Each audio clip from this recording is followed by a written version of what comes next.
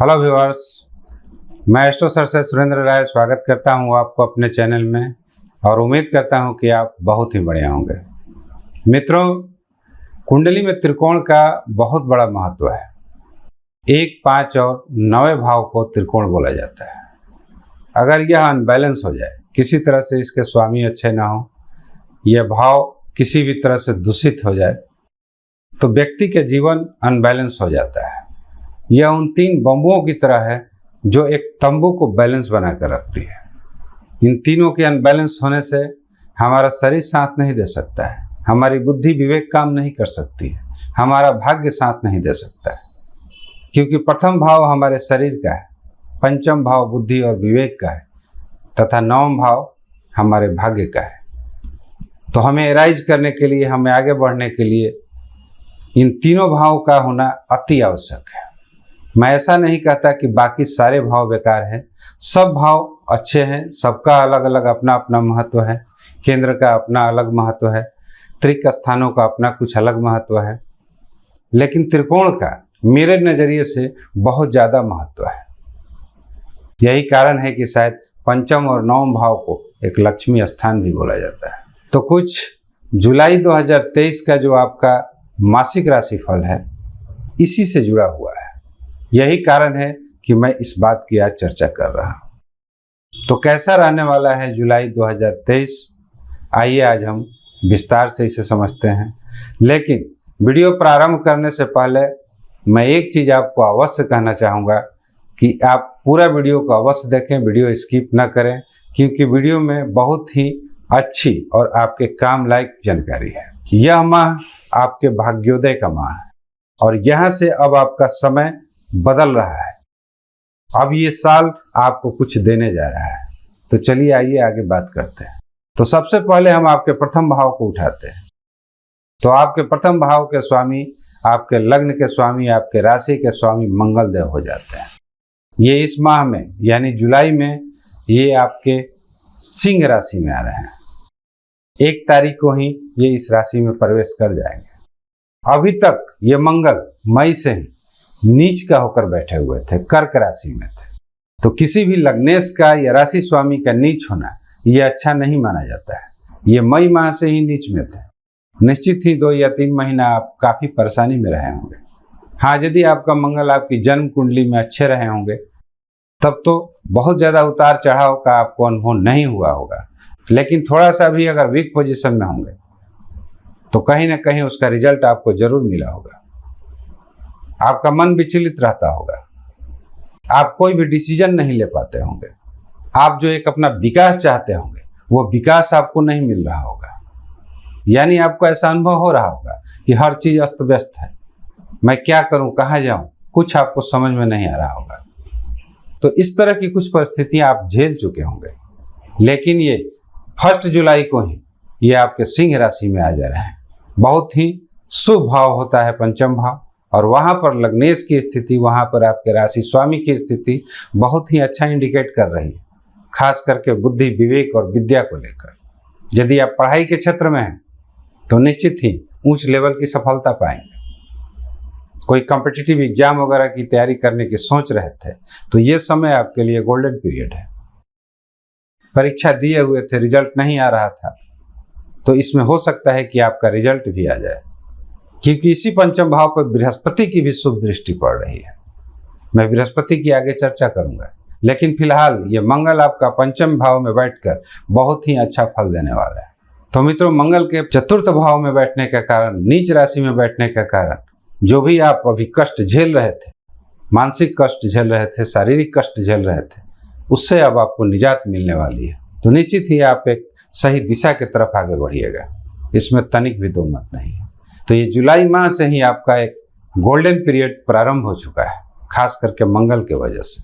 अब आइए हम देखते हैं दूसरा त्रिकोण जो कि पंचम भाव को माना जाता है, उनकी क्या स्थिति है। तो पंचमेश आपके तृतीय भाव में बैठे हुए हैं। तृतीय भाव साहस का होता है, पराक्रम का होता है, और सूर्य आपके पंचमेश है। तो सूर्य जैसे ग्रह का तृतीय भाव में बैठना बहुत ही शुभ माना जाता है। पराक्रम अब आपका साथ देगा, संघर्ष करने की क्षमता आएगी, साहस आएगी आपके अंदर।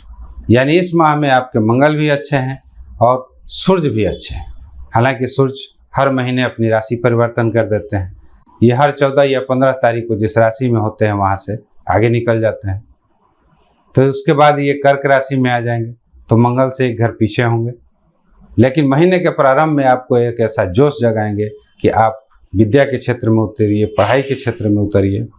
हाँ, ये मंगल आपको इतना ही नहीं देंगे कि सिर्फ आपको बुद्धि और विवेक देंगे या पढ़ाई से रिलेटेड आपको किसी भी तरह का बेनिफिट कराएंगे। आप संतान की भी अगर ख्वाहिश रखते हैं तो ये समय आपके लिए बेटर है। संतान की प्राप्ति हो सकती है, संतान की तरफ से कोई शुभ समाचार आ सकता है। अगर आप मेडिकल के फील्ड में हैं तो उसके लिए भी यह समय बहुत ही बेटर है। आप बेझिझक किसी अच्छे इंस्टीट्यूट में एडमिशन ले सकते हैं, किसी अच्छे कॉलेज में दाखिला करा सकते हैं। तो अब आपके लग्नेश बली हो रहे हैं, एक कंफर्ट जोन में गए हुए हैं। निश्चित ही अब आपको ऊंच लेवल की सफलता मिलेगी। सूर्य का भी साथ मिलेगा। सूर्य भी आपके तृतीय भाव में बैठे हुए हैं। साहस और पराक्रम आप में विद्यमान रखेंगे। और इन सबसे हटकर सबसे जो महत्वपूर्ण सूचनाएं आपको देनी है वह है नवम भाव से रिलेटेड। नवम भाव के आपके मालिक हो जाते हैं बृहस्पति। और ये साल के प्रारंभ से ही शनि जब से ये ट्रांजिट किए हैं कुंभ राशि में, तब से किसी न किसी तरह से आपकी बृहस्पति पीड़ित है। बृहस्पति आपके नवमेश हैं, आपके भाग्येश हैं। तो जो चीज भाग्य से आपको प्राप्ति होनी चाहिए थी वो अभी तक रुका हुआ था आपका। अब ये कैसे पीड़ित है? तो ये साल के प्रारंभ में ये आपके मीन राशि में थे और जीव ही शनि 17 जनवरी को कुंभ राशि में गए, ये बृहस्पति आपके पाप कर्तरी योग के प्रभाव में फंस गए। क्योंकि इधर मीन राशि में बैठे हुए थे और इनके दोनों तरफ, एक तरफ कुंभ राशि में शनि और दूसरे तरफ मेष राशि में राहु, ये बैठकर पूरी तरह से इनको पाप कर्तरी योग के प्रभाव में जकड़े हुए थे। लेकिन ये अप्रैल माह में अपनी राशि परिवर्तन किए और ये चले गए मेष राशि में। लेकिन वहां भी इनको चैन नहीं मिला। वहां भी राहु पहले से ही कुंडली मारकर बैठे हुए थे, जिसके वजह से गुरु राहु का चंडाल योग लग गया और पीड़ित हो गए गुरु तब जब शनि की तृतीय दृष्टि आपके मेष राशि पर जाने लगी। तो इसके वजह से भी कहीं ना कहीं आपका लग्न भी डैमेज था और ये बृहस्पति भी डैमेज थे। और बहुत ज़्यादा स्थिति खराब हो गई जब आपके लग्नेश या आपके राशि स्वामी नीच के हो गए मई में। तो मित्रों, कुल मिलाकर अभी तक अगर देखा जाए तो ये बृहस्पति बहुत ही वीक स्थिति में है। शनि की तृतीय दृष्टि की वजह से आपका लग्नेश भी सही नहीं था, उधर नीच का भी हो गया था। तो ये त्रिकोण पूरी तरह से आपका प्रभावित था। लेकिन इस माह से आप उबरने वाले हैं। अब बृहस्पति कैसे उबर रहे हैं?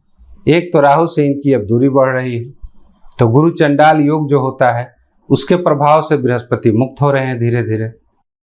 जिस राशि में ये बैठे हुए थे वहां के स्वामी मंगल नीच के थे। तो आपको क्या लगता है कि एक व्यक्ति अगर किसी घर में बैठा है और वहां पर पता चल जाए कि वहां पर दलदल है, तो क्या वह व्यक्ति अपने आप को सुरक्षित महसूस कर सकता है? नहीं कर सकता है। तो बृहस्पति एक दलदल में फंसे हुए थे अभी तक। लेकिन ये जब 1 जुलाई को मंगल सही हो जा रहे हैं तब बृहस्पति को एक दूसरे बल की प्राप्ति हो जा रही है। एक राहु के दूर चले जाने के कारण एक बल की प्राप्ति हो रही है और दूसरा जब मंगल आपके सही हो जा रहे हैं तो दूसरे बल की प्राप्ति हो रही है। और तीसरा जो एक प्रमुख कारण था शनि के तृतीय दृष्टि की वजह से ये जो परेशान थे उससे भी कहीं ना कहीं इनको राहत मिल रही है। क्योंकि 17 जून को शनि वक्री हो गया। शनि अब सीधे न देखकर अब ये पीछे की तरफ मुड़ गया। अब इनका रुख मकर राशि की तरफ हो गया। तो मकर राशि की तरफ रुख होने की वजह से हालांकि ये शनि मजबूत हो गए, अब जो भी फल करेंगे जल्दी करेंगे, तुरंत करेंगे। लेकिन अब इनकी दृष्टियां कमजोर हो गई है। जो मेष राशि पे ये तृतीय दृष्टि डाल रहे थे, जिसके वजह से मेष राशि तो खैर परेशान थी ही, उसमें बैठने वाले सभी ग्रह परेशान थे। तो ये बृहस्पति वहां से भी उबर रहे हैं। यानी कहने का मतलब है कि धीरे धीरे अब बृहस्पति में आपकी जान आ रही है और बृहस्पति आपके भाग्य भाव के स्वामी है। तो ये जुलाई माह से प्रारंभ हो जाएगा आपका भाग्योदय होना निश्चित है। अब ये बृहस्पति की शक्ति घटने वाली नहीं है, उत्तरोत्तर इनकी शक्ति की वृद्धि होती रहेगी। तो मित्रों, मैं इसीलिए मैं कह रहा था कि इस वीडियो को आप स्किप मत कीजिएगा, पूरा वीडियो अवश्य देखिएगा। क्योंकि उधर आपका लग्नेश भी सही हो रहा है, आपका राशि स्वामी भी सही हो रहा है। पंचम भाव तो खैर सही था ही, लेकिन नवम भाव जो कमजोर पड़ा हुआ था, बुरी तरह से पिटा हुआ था, वह अब आपका मजबूत हो रहा है। तो इस माह से आपका भाग्योदय प्रारंभ हो गया। और सबसे ज्यादा अगर आपको कहीं बेनिफिट मिलने वाला है तो वह है आपके पंचम भाव से रिलेटेड। पंचम भाव पुत्र का होता है, विद्या संतान का होता है। यदि आप लव रोमांस करते हैं तो उसका भी होता है। तो इन सारी चीजों में आपको बेनिफिट देखने को मिलेगी। एक अच्छे संतान की प्राप्ति हो सकती है, एक अच्छे विद्या की प्राप्ति हो सकती है। हाँ, बृहस्पति के कारण यदि आपको उस शिक्षाओं में बाधाएं आ रही थी तो वह भी दूर होती हुई नजर आएगी। आप हायर एजुकेशन की तरफ बहुत ही आसानी से जा सकते हैं। तो ये त्रिकोण आपका मजबूत हो रहा है। यदि पहले से आपकी कुंडली में मजबूत स्थिति में त्रिकोण है तो ये और बली हो जाएगा। अब दूसरे तरफ हम देखते हैं शनि के तरफ, क्योंकि वे भी एक प्रमुख ग्रह हैं आपके कुंडली के लिए। आपके दसम भाव के स्वामी हैं, आपके एकादश भाव के स्वामी हैं, आपके कैरियर को रिप्रेजेंट करते हैं, आपके लाभ और इच्छा पूर्ति को रिप्रेजेंट करते हैं। वे किस तरह का फल करने वाले हैं? तो अभी तक शनि एक भाव का ही फल कर रहे थे और वह भाव था आपका एकादश भाव। लाभ आपका धारा प्रवाह हो रहा था, लाभ में किसी भी तरह की कोई कमी नहीं रखे होंगे। हाँ, यदि आपके जन्म कुंडली में ही शनि दूषित हो तब तो रिजल्ट कुछ और ही आ सकता है, लेकिन गोचर के हिसाब से अगर शनि को देखा जाए तो ये आपको बहुत ही अच्छा रिजल्ट कर रहे होंगे। लाभ हमेशा आपकी बरकरार रही होगी, हर इच्छाओं की पूर्ति भी हो जाती होगी। लेकिन अब ये दो भाव का फल करेंगे, क्योंकि अब ये वक्री हो गए हैं। इनकी दृष्टि अब मकर राशि की तरफ भी हो गई है। तो मकर राशि आपका कैरियर है। शनि कैरियर में भी ग्रोथ देंगे और इनकम को भी बरकरार रखेंगे। तो ये जुलाई माह हर दृष्टि से, हर एंगल से आपके लिए बहुत ही शुभ रहने वाला है और उत्तरोत्तर शुभ ही रहेगा। ऐसा नहीं कि जुलाई अच्छा रहेगा, अगस्त खराब रहेगा, ऐसा होने वाला नहीं है। जुलाई माह के बाद यदि आप अगस्त का अपनी राशि प्रेडिक्शन न भी देखें तो कोई दिक्कत नहीं, बहुत ही अच्छा रहने वाला है आपका। तो मित्रों, यदि मेरे वीडियो का कंटेंट अच्छा लगे तो कृपया लाइक, शेयर और सब्सक्राइब जरूर करें। मिलते हैं एक नए वीडियो के साथ। Thanks for watching. नमस्कार।